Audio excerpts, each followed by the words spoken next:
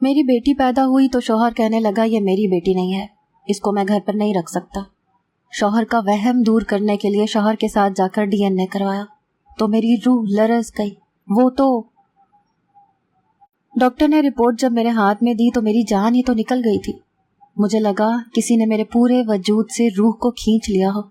میں نے اس کاغذ کو پھاڑ کر کئی ٹکڑوں میں تقسیم کر دیا تھا جس نے مجھے بے موت مار ڈالا تھا۔ یہ سچ نہیں تھا، یہ سچ ہو ہی نہیں سکتا تھا۔ میں نہیں مانتی اس بات کو۔ میں کسی دیوانے کی مانند اپنا سر نفی میں ہلانے لگی تھی۔ میں کئی قدم پیچھے ہٹ گئی اور کمرے کی دیوار سے جا لگی۔ میری آنکھوں سے آنسو جاری تھے۔ میرا شوہر ہاتھ باندھے مجھے تعصب سے دیکھ رہا تھا، جیسے اسے پہلے سے اس بات کا یقین ہو۔ وہ کیسے اس بات کا یقین کر سکتا تھا؟ میں اس کی بیوی تھی، اس کی محبوبہ بیوی۔ مجھ پر ایسا شک کیسے کر سکتا تھا؟ اور پھر اس کا شک سچ کیسے ہو سکتا ہے؟ وہ مجھے دیکھ کر استہزائیہ مسکرایا، مجھ پر یہ جتانے کی کوشش کر رہا تھا کہ میں بد کردار ہوں، مگر میں با کردار ہو کر بھی اپنے شوہر کے سامنے بد کردار ثابت ہو چکی تھی۔ میں بری طرح سے نفی میں سر ہلانے لگی، رونے لگی۔ میں نے کہا ارتضیٰ یہ جھوٹ ہے، یہ رپورٹ غلط ہے۔ یہ کہہ کر میں اپنے شوہر کے پاس آ گئی۔ میں نے صرف تم سے محبت کی ہے، خدا کی قسم مجھے تمہارے علاوہ کسی نے چھوا تک نہیں ہے۔ میری بات سن کر میرا شوہر بپھر کر بولا، کہنے لگا قسم مت کھاؤ امبر، تم جھوٹی ثابت ہو چکی ہو، ثبوت تمہارے سامنے ہے۔ تم نے میری وفا پر ذلت بھرا تمانچہ مارا ہے۔ اپنے گناہ کو تم میرے پاکیزہ رشتے سے چھپانا چاہتی تھی۔ میں تمہاری محبت میں تمہاری ہر کوتاہی اور غلطی کو معاف کر سکتا ہوں، لیکن بدکاری ہرگز نہیں۔ کہو تو اس بچے کے باپ کا نام بھی میں تمہیں بتا دیتا ہوں۔ آنکھیں اس کی بھی نم تھی۔ میرے سامنے وہ شخص کھڑا تھا جسے میں نے ٹوٹ کر چاہا تھا اور جس نے مجھے بے لوث محبت دی تھی۔ اگر وہ رپورٹ سچی تھی تو جھوٹی تو میں بھی نہ تھی، لیکن اس رپورٹ نے مجھے پل میں بیوی سے بدکار عورت بنا دیا تھا۔ میرا سر اس وقت بری طرح سے چکرانے لگا۔ مجھے لگا ڈاکٹر کا کمرہ پورا کا پورا گھوم رہا ہو۔ میں نہیں جانتی کہ میں کب بے ہوش ہو کر زمین بوس ہو چکی تھی۔ میرا نام امبر تھا۔ میری شادی ارتضیٰ سے ایک زبردست افیئر کا نتیجہ تھی۔ ہماری شادی پر بہت مخالفت ہوئی تھی کیونکہ میرا تعلق ایک ماڈرن فیملی سے تھا اور ارتضیٰ کے گھر کا ماحول سخت پردے کا پابند۔ میں نے پرورش آزاد ماحول میں پائی تھی۔ ہم دونوں یونیورسٹی میں پڑھتے تھے، وہیں ہم دونوں کی پہلی ملاقات ہوئی تھی۔ پھر یہ سلسلہ چل نکلا اور بات شادی تک آن پہنچی، لیکن جب یہ بات ہمارے گھر والوں تک پہنچی تو ایک ہنگامہ سا مچ گیا تھا۔ نہ میرے گھر والے اس رشتے پر راضی تھے نہ ارتضیٰ کے، اور ہم دونوں بھی فیصلہ کر چکے تھے کہ شادی ایک دوسرے سے ہی کریں گے، وہ بھی گھر والوں کی رضامندی سے۔ گھر والوں کو راضی کرنے کے لیے ارتضیٰ نے اپنی نس کاٹ لی تھی۔ بہت خون بہا تھا اس کا۔ اس وقت تو میری بھی جان نکل گئی تھی جب میں نے یہ بری خبر سنی تو میں بھاگم بھاگ ہاسپٹل پہنچی تھی۔ ارتضیٰ کے بچنے کی کوئی امید نہ تھی۔ اس کا خون بہت بہہ چکا تھا اور بلڈ کا ارینج بھی نہیں ہو رہا تھا۔ اس کے گھر والے رو رہے تھے۔ اتفاق ایسا تھا کہ میرا اور ارتضیٰ کا بلڈ گروپ سیم تھا، اسی لیے میں نے ہی اسے خون دیا تھا۔ میرے برابر والے فولڈنگ بیڈ پر وہ لیٹا ہوا نیم بے ہوشی میں امبر امبر پکار رہا تھا، اس بات سے بے خبر کہ جس کے لیے اس نے اپنا خون بہا دیا وہی اسے قطرہ قطرہ زندگی بخش رہی ہے۔ ہم لوگوں کی سچی محبت تھی کہ ہمارے گھر والوں نے بھی ہمارے سامنے ہار مان لی تھی۔ ہماری شادی تو گھر والوں نے کر دی تھی، لیکن میری والدہ نے صاف کہہ دیا تھا کہ ارتضیٰ ان کے گھر قدم نہ رکھے، کیونکہ ارتضیٰ کی محبت کی وجہ سے وہ اپنی بہن کے سامنے شرمندہ ہو چکی تھی، جن کے بیٹے سے میں بچپن سے منسوب تھی۔ وہ کہنے لگی کہ ہاں تم میری بیٹی ہو، اسی لیے میرے گھر آ جا سکتی ہو، لیکن جب ارتضیٰ میری خاطر اتنا بڑا قدم اٹھا سکتا تھا تو میں اسے اہمیت کیسے نہ دیتی۔ میں اپنے گھر سے رخصت ہوتے ہوئے اپنے گھر والوں کو بھی خیر آباد کہہ آئی تھی، لیکن عورت کی قربانیاں مرد کے سامنے ہمیشہ فراموش ہو جاتی ہیں۔ میرے ساتھ بھی یہی ہوا تھا۔ میں ایک انچاہی بہو تھی، اسی لیے سسرال میں مجھے وہ عزت اور مقام کبھی نہیں ملا جس کی میں حقدار تھی۔ حالانکہ میں نے خود کو یکسر بدل کے رکھ دیا تھا۔ میں نے اپنے گھر پر کبھی دوپٹہ بھی ٹھیک سے نہ لیا تھا، لیکن سسرال میں ہر وقت چادر اوڑھے رکھنے کا رواج تھا۔ باہر جانے سے پہلے برقع پہنا جاتا تھا۔ گھر میں میاں بیوی کو کمرے کے علاوہ ساتھ بیٹھنے کی بھی اجازت نہ تھی، نہ ہی آج تک ایک ساتھ بیٹھ کر کھانا کھایا تھا۔ میں نے ارتضیٰ کے لیے اپنے ہر طور طریقے کو بدل ڈالا تھا۔ اس کے رنگ میں خود رنگ بیٹھی تھی۔ وہ کہتا کہ امبر، میرے والدین کو کبھی بھی کسی بات کا جواب مت دینا، ان کے ہر حکم پر بس سر جھکا دینا۔ وہ میرا ہاتھ بڑے پیار سے تھام کر کہتا، میں اس کے سامنے کچھ بول ہی نہیں پاتی تھی، حالانکہ جو رویہ میرے ساتھ میرے سسرال میں بڑھتا جاتا تھا میرے لیے کسی اذیت سے کم نہ تھا۔ ارتضیٰ کی والدہ کیا کچھ مجھ پر ستم نہیں ڈھاتی تھیں۔ میں نے شادی سے پہلے اپنے گھر میں کبھی پانی تک خود اٹھ کر نہ پیا تھا، لیکن یہاں آتے ہی مجھ پر کچن کی ساری ذمہ داری ڈال دی گئی۔ مجھ سے چھوٹا ایک دیور تھا اور ایک نند، لیکن کچن میں میرے ساتھ کام کروانے کوئی بھی مددگار نہ تھا۔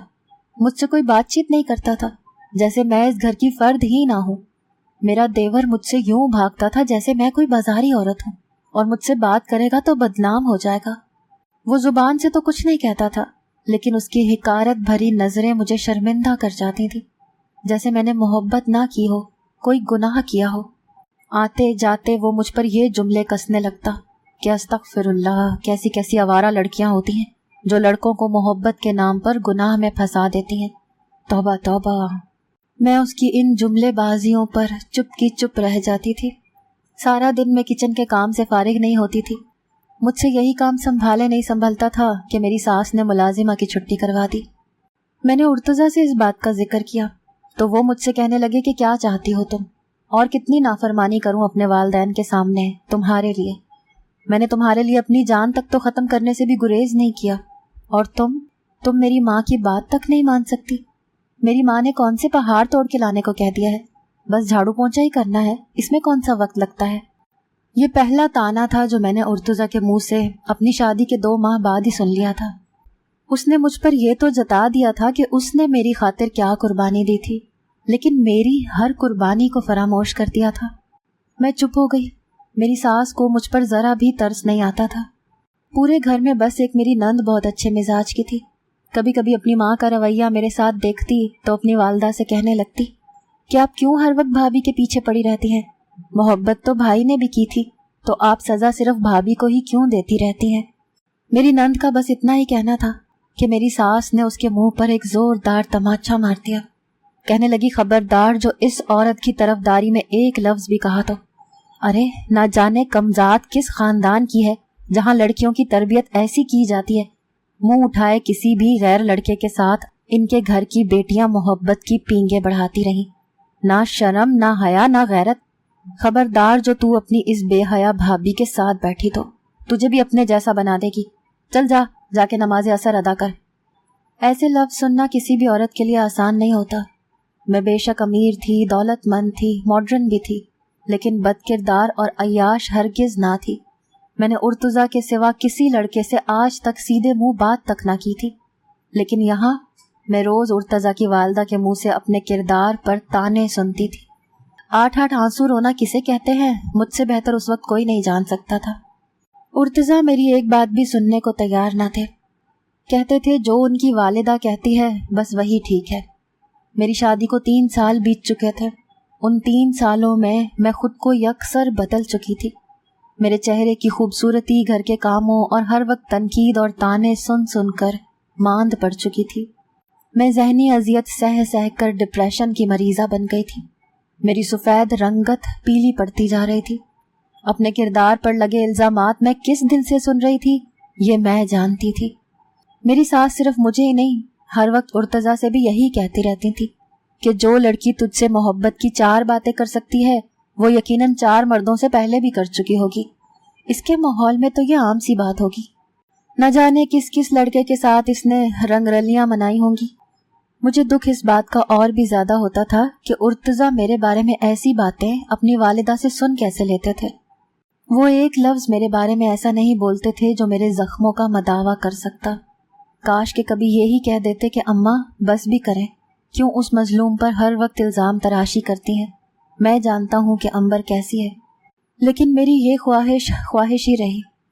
کیا یہ ہوتی ہے مرد کی وہ محبت جس کی خاطر عورت اپنے گھر کی دہلیز تک پار کرنے کے لیے تیار ہو جاتی ہے، اپنے گھر والوں سے بغاوت کرتی ہے، اور وہ شخص جو چاند تارے توڑ کر دامن بھرنے کا دعوے دار ہوتا ہے اپنے گھر والوں کے سامنے اسے عزت بھی نہیں دلوا سکتا؟ کاش کہ میں نے بھی ارتضیٰ سے محبت نہ کی ہوتی تو آج اس سے بہتر زندگی کی حقدار ہوتی، سسرال میں میری بھی عزت ہوتی، یوں محبت کے نام پر رسوا نہ ہو رہی ہوتی۔ شادی کے 3 سال گزرنے کے بعد بھی میں اولاد کی نعمت سے اب تک محروم تھی۔ اب تو میری ساس نے یہ تانا بھی دینا شروع کر دیا کہ میں بانجھ ہوں، اس کی نسل آگے نہیں بڑھا سکتی۔ میں اب دل برداشتہ ہو چکی تھی، اسی لیے اپنے ذہنی سکون کی خاطر میں اینٹی ڈپریسنٹ کی ہیوی ڈوزز کا استعمال شروع کر دیا تھا۔ میری نند کی بھی شادی ہو چکی تھی اور دیور کی بھی۔ ارتضیٰ کی محبت تو بس 4 دن کی چاندنی ہی ثابت ہوئی تھی، جو شادی کے چند ماہ گزرنے کے بعد ہی دم توڑ چکی تھی۔ شاید یہ مرد کی فطرت ہے، اسے اس عورت میں حد درجہ دلچسپی محسوس ہوتی ہے جو اس کی دسترس سے باہر ہو، اور جیسے ہی وہ اسے حاصل کر لیتا ہے وہ عورت اس کے لیے محبوبہ نہیں رہتی، صرف بیوی ہو جاتی ہے۔ میری زندگی میں آسودگی تو جیسے ختم ہو چکی تھی، لیکن بس دن گزر رہے تھے کہ ایک دن مجھ پر ایک قیامت اور ٹوٹ پڑی جب میں ارتضیٰ کے ساتھ بازار میں موسم سرما کے کپڑے خریدنے گئی۔ برقع نقاب میں بس میری آنکھیں ہی سب کو نظر آتی تھیں، لیکن میں نہیں جانتی تھی کہ یہ آنکھیں میرے لیے ایک نئی آزمائش کا سبب بن جائیں گی۔ میں ایک مال کی لیڈیز شاپ پر اپنے لیے کپڑے پسند کر رہی تھی۔ ارتضیٰ مجھ سے کہنے لگے، تم اپنی خریداری کر لو، وہ اپنے لیے پینٹ شرٹ خرید کر کچھ ہی دیر میں تمہارے پاس آتا ہوں۔ میں اپنے لیے کپڑے پسند کر رہی تھی جب میرے عقب سے کسی نے امبر کہہ کر مجھے پکارا۔ وہ ایک مردانہ آواز تھی۔ میں نے پلٹ کر دیکھا تو سامنے کھڑے شخص کو دیکھ کر ششدر سی رہ گئی تھی۔ وہ میرا کزن تقی تھا، جو مجھ سے شادی کا خواہش مند تھا، میرا خالہ زاد، جس سے میں بچپن سے منسوب تھی، اور میرے گھر والے بھی اسے میرے لیے پسند کرتے تھے، لیکن مجھے محبت ارتضیٰ سے ہو گئی تھی۔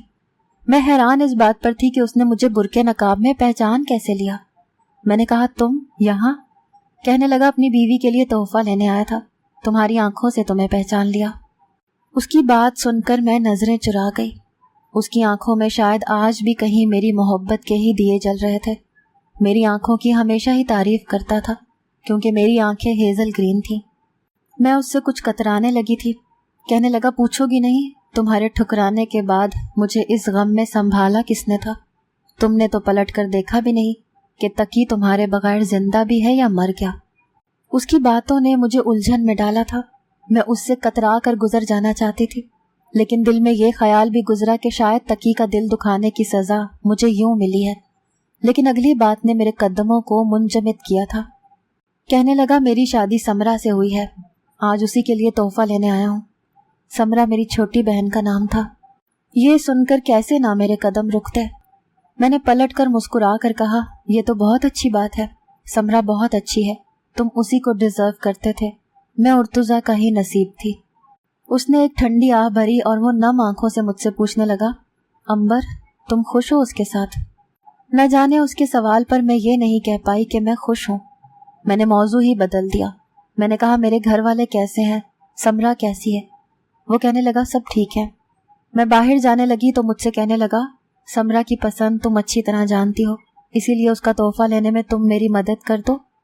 میں نے ابھی سمرا کے لیے ایک سوٹ پسند کر کے تقی کے ہاتھ میں تھمایا ہی تھا کہ نہ جانے ارتضیٰ کہاں سے آ گئے۔ مجھے تقی کے ساتھ دیکھ کر بگڑنے لگے۔ یونیورسٹی کے دور میں ارتضیٰ کو تقی کے بارے میں سب کچھ بتا چکی تھی۔ وہ تقی کو دیکھ بھی چکے تھے، کیونکہ اکثر وہ مجھے یونیورسٹی لینے آ جاتا تھا۔ اسی لیے اب مجھے تقی کے ساتھ دیکھ کر ارتضیٰ نے حقیقت جاننے کی بھی کوشش نہیں کی اور تقی کا گریبان پکڑ لیا۔ کہنے لگے، تم ہوتے کون ہو میری بیوی کے آس پاس؟ ارتضیٰ کا بلند لہجہ سن کر جہاں میری رنگت اڑی تھی، تقی بھی اسے نافہمی سے دیکھنے لگا، اور اس دکان پر موجود لوگوں کی نظریں بھی ہم پر تھیں۔ یہ کیا بدتمیزی ہے مسٹر، میرا گریبان چھوڑو، بات کرنے کے اور بھی بہت سے مہذب طریقے ہیں۔ تقی نے اپنا گریبان ارتضیٰ سے چھڑوایا، لیکن ارتضیٰ پر تو جیسے جنون سا سوار ہونے لگا۔ کہنے لگا، تم میری بیوی کے ساتھ رنگ رلیاں مناؤ اور میں تم سے تمیز سے بات کروں۔ ارتضیٰ کی بات سن کر میں بس اس کی شکل دیکھتی رہ گئی۔ وہ کیسے مجھ پر اس قسم کا الزام یوں بھرے بازار میں لگا سکتا تھا؟ میں نے ارتضیٰ کا ہاتھ پکڑا اور کہا کہ یہ آپ کیا کر رہے ہیں؟ چلیں یہاں سے ارتضیٰ۔ میں وہاں اپنا تماشا نہیں لگانا چاہتی تھی۔ ارتضیٰ مجھے غور سے دیکھتے ہوئے میرا ہاتھ زور سے پکڑے مجھے بڑے جارحانہ انداز سے وہاں سے واپس گھر لے کر آئے اور سیدھا کمرے میں لے جا کر مجھے دھکیل کر بیڈ پر پھینکا۔ پھر کہنے لگے، تو تم اب تک اپنے پرانے چاہنے والوں کو بھول ہی نہیں ہو، جہاں جاتی ہو اسے بھی اطلاع کر دیتی ہو کہ آ کر تم سے مل لے۔ یہ بات شاید میری برداشت سے باہر تھی. میں چلا کر بولی بس کر دیں ارتضیٰ، بہت ہو چکا. میری تقی سے ملاقات ایک اتفاقیہ ملاقات تھی. مجھے نہیں معلوم تھا کہ آپ اتنی سی بات کو بیچ بازار تماشا بنا دیں گے. وہ کہنے لگے بڑی زبان چلانی آ گئی ہے تمہیں، دھیمی آواز میں مجھ سے بات کیا کرو ورنہ تمہاری زبان کھینچ لوں گا. اماں ٹھیک ہی کہتی ہیں، تم جیسی لڑکیاں کبھی کسی ایک مرد کی ہو کر نہیں رہتی. جو زہر قطرہ قطرہ میری ساس میرے شوہر کے ذہن میں بھرتی آ رہی تھی وہ اب اس کے دل و دماغ میں میرے لیے بھر چکا تھا. وہ اپنی ماں کی ہی زبان بول رہا تھا. یہ وہ ارتضیٰ تو نہ تھا جس نے مجھ سے محبت کی تھی. اس کی زبان پر جو آیا وہ مجھے سنا کر کمرے سے باہر چلا گیا. پھر اس نے میرے گھر سے باہر نکلنے پر بھی پابندی لگا دی. ارتضیٰ مجھ سے بات بات پر جھگڑنے لگا تھا. وہی باتیں مجھے سناتا رہتا جو میری ساس مجھے سناتی تھی. ایک بار میری ساس مجھے ایک لیڈی ڈاکٹر کے پاس لے کر گئی. کہنے لگی میری بہو کے تمام ٹیسٹ لو، آخر کیا وجہ ہے کہ میری بہو بے اولاد ہے. مجھے اپنی ساس کی اس بات کو سن کر حیرت ہوئی تھی کہ انہیں کب سے اس بات کی پرواہ ہونے لگی کہ میری اولاد اب تک نہیں ہوئی. میری ساری رپورٹس بالکل ٹھیک آئی تھیں. پھر وہ ڈاکٹر مجھے میڈیسن دینے لگی. وہ میڈیسن کھاتے ہی مجھ پر غنودگی سی طاری ہونے لگتی تھی. ایک بار میرے پیٹ میں بہت درد ہونے لگا، اتنا درد کہ اس کی شدت سے مجھ سے برداشت ہی نہیں ہو پا رہی تھی. میں درد سے تڑپ کر رہ گئی تھی. ارتضیٰ کام کے سلسلے میں شہر سے باہر گئے تھے. میری ساس ہی میرے دیور کے ساتھ مجھے ڈاکٹر کے پاس لے کر گئی. میں ڈاکٹر کے پاس جاتے ہی بے ہوش ہو گئی. جب مجھے ہوش آئی تو مجھے یہ حیرت ہوئی کہ 24 گھنٹے سے میں بے ہوش تھی. میری ساس میرے پاس ہی بیٹھی کچھ پڑھ رہی تھی. مجھے ان کے بدلے رویے پر بھی حیرت تھی کہ انہیں میری اتنی کیسے پرواہ ہو گئی کہ وہ میری تکلیف پر ایک دن سے میرے ساتھ ہاسپٹل میں رہ رہی تھی. پہلی بار انہوں نے مجھ سے بڑے پیار سے میری خیریت پوچھی. میرے سر پر شفقت سے ہاتھ پھیرا. کہنے لگی اب درد تو نہیں ہو رہا. میرے درد ابھی بھی ہو رہا تھا لیکن کم تھا. میرے لیے تو یہ بات ہی تعجب کا باعث تھی کہ میری ساس میری خیریت پوچھ رہی ہیں. اگلے روز ارتضیٰ بھی آ چکے تھے. میرے لیے پریشان بھی ہوئے. اس کے بعد میری ساس کا رویہ مجھ سے بہت اچھا ہو گیا. 1 ماہ بعد میں امید سے ہو گئی تھی. سب سے زیادہ ارتضیٰ خوش تھے. میری ساس بھی میرا بہت خیال رکھنے لگی کیونکہ میری دیورانی کی شادی کو بھی سال بیت گیا تھا اور وہ بھی اولاد کی نعمت سے محروم تھی. اسی لیے میری قدر اس گھر میں بڑھ گئی تھی. وقت یوں ہی گزرنے لگا. میری ساس کہنے لگی کہ اسے بیٹا ہی چاہیے اور بیٹا ہی ہونا چاہیے. لیکن یہ میرے اختیار کی بات تو نہ تھی. ارتضیٰ بھی مجھ سے یہی بات کہتے تھے. لیکن میں نے ایک بیٹی کو جنم دیا تھا. میری بیٹی کا سن کر نہ تو ہاسپٹل میں میری ساس آئی اور نہ ہی ارتضیٰ. میں ہاسپٹل کے عملے کے رحم و کرم پر ہی تھی. 2 دن بعد جب میری ہاسپٹل سے چھٹی ہوئی تو ارتضیٰ ہی مجھے لینے کے لیے آئے تھے لیکن ان کا موڈ سخت خراب تھا. میں اب تک ان کا یہ رویہ سمجھ نہیں پائی تھی. وہ گھر تو لے آئے تھے لیکن نہ ہی مجھ سے بات کی نہ ہی میری بیٹی کو ہاتھ لگایا. میری ساس بھی مجھے دیکھنے نہ آئی. میری بیٹی چند دن کی تھی کہ انہوں نے مجھ پر کام کی ذمہ داری بھی ڈال دی. میں چپ سی ہو گئی تھی. میری زندگی میں اب میری بیٹی ہی میری واحد خوشی تھی. وہ بھی 15 دن کی ہی ہوئی تھی کہ میرا شوہر ایک دن بڑے غصے سے گھر میں داخل ہوا. کہنے لگا یہ بیٹی میری نہیں ہے، تم نہ جانے کس کا گناہ میرے سر پر ڈال رہی ہو. میں تو یہ سن کر ہی چکرا کر رہ گئی. میں نے کہا آپ کو شرم نہیں آتی یہ سب کہتے ہوئے؟ اگر آپ کو بیٹے کی خواہش تھی اور اللہ نے آپ کو بیٹی دی ہے تو اس نعمت کی ناشکری کرنے کے لیے آپ نے یہ گھٹیا طریقہ آزمایا ہے. مجھے ان پر بہت غصہ آ رہا تھا. بنا سوچے سمجھے وہ کیسے مجھ پر اتنا بڑا الزام لگا سکتے تھے. وہ مجھے کہنے لگے تم ضرور اپنے سابقہ منگیتر کے ساتھ گناہ کر چکی ہو اور اسی کا نتیجہ یہ بچی ہے. وہ مجھ پر بہت بڑا الزام لگا چکے تھے. وہ کیسے یہ بات اتنے وثوق سے کہہ سکتے تھے؟ میں نے کہا کہ وہ ابھی کے ابھی DNA کروا کر دیکھ لیں کہ یہ بیٹی کس کی ہے. میں جانتی تھی کہ میں نے کوئی گناہ نہیں کیا تھا لیکن جب رپورٹس آئیں تو میں چکرا کر رہ گئی. میری بیٹی کا باپ ارتضیٰ نہیں تھا. لیکن یہ بھی سچ تھا کہ میں نے کوئی گناہ نہیں کیا تھا. پھر یہ کیسے ہو سکتا تھا؟ ارتضیٰ نے مجھے 1 طلاق وہیں کلینک میں دے دی اور کہا کہ اب ان کا مجھ سے کوئی واسطہ نہیں، باقی کی طلاقیں بھی وہ مجھے بھیج دے گا. میں بے جان سا وجود لے کر اپنے ساتھ اپنے گھر چلی گئی. لیکن میری بدقسمتی نے یہاں بھی میرا پیچھا نہیں چھوڑا. وہ بیٹی کس کی تھی میں نہیں جانتی تھی لیکن میرے پاس تھی. मेरी माँ मुझे सास की तरह से ताने देने लगी, कहने लगी देख ली तूने उस शख्स की मोहब्बत, माँ बाप का दिल दुखा कर गई थी, इसीलिए ये सब हुआ है, ऐसी लड़कियां कभी आबाद नहीं होती। मैं अब बस चुप रहती थी। समरा कुछ दिन तो मेरी दिलजोई करती रही, लेकिन जब तकी को मेरे गम में परेशान देखा तो फिर मेरे पास आना छोड़ दिया। शायद उसे भी ये डर था कि कहीं मैं उसका शौहर ना हथिया लूं। मैं कुछ ना करके भी सबकी नज़रों में बुरी बन चुकी थी। मैं चुप का कफल अपने होंठों पर बांध लिया था। 2 माह बाद उर्तजा मेरे घर आए, मुझसे मिलना चाहते थे, लेकिन मैंने कहा कि मैं बार बार उनके मुंह से तलाक नहीं सुनना चाहती, बेहतर है कि वो कागजी कार्रवाई कर दें। लेकिन वो कहने लगे कि वो मुझसे मिलना चाहते हैं। मैंने साफ इनकार कर दिया, लेकिन वो बज़िद थे कि मुझसे मिले बिना नहीं जाएंगे। मैं चुपचाप लाउंज में आ गई, जहां वो मेरा इंतज़ार ही कर रहे थे। मुझे देखकर कहने लगे मुझे माफ़ कर दो, मैं अपनी वालिदा की बातों में आ गया था। मुझे सच्चाई मालूम हो चुकी है, ये सब मेरी वालिदा का बिछाया हुआ जाल था। मुझे उस लेडी डॉक्टर ने सब कुछ सच सच बता दिया है, जिसके सामने मैंने तुम्हें एक बार तलाक दी थी, कि जब तुम्हारे पेट में दर्द था तो उस वक्त तुम बेहोश की गई थी। उसी दिन टेस्ट ट्यूब बेबी के अमल के ज़रिए तुम्हारे साथ ऐसा अमल किया गया जो नाजायज़ था। तुम बेखबर थी और मैं भी। मुझे मेरी वालिदा ने बेटी होने के बाद यही कहा कि तुम मेरे पीछे से घर से बाहर रहती हो, और उन्होंने खुद तुम्हें तुम्हारे कज़न से मिलते देखा है, इसीलिए मैं बदगुमान हो गया था। लेकिन उस लेडी डॉक्टर ने मुझे सब सच बता दिया है। मैं तुम्हें लेने आया हूँ। वो अपने किए पर पशेमान थे, लेकिन मैं फैसला कर चुकी थी। मैंने कहा मैं अगली ज़िंदगी बार बार आपके सामने वजाहतें देकर नहीं गुजार सकती, क्योंकि बहू वही ससुराल में बस सकती है जिसे उसकी सास बसाना चाहे, और आपकी माँ मुझे कभी भी बसने नहीं देगी। बेहतर है कि आप मुझे छोड़ दें। ये मेरी गलती थी कि मैंने आपसे मोहब्बत की, और सज़ा मैं भुगत चुकी हूँ। आप तलाक नहीं देंगे तो मैं खुला ले लूँगी। मैं ऐसे शख्स के साथ ज़िंदगी नहीं गुजार सकती थी जो मेरे लिए अपने घर वालों के सामने खड़ा नहीं हो सकता था। मुझे अपने फैसले पर कोई पछतावा नहीं था, और ना ही अब है।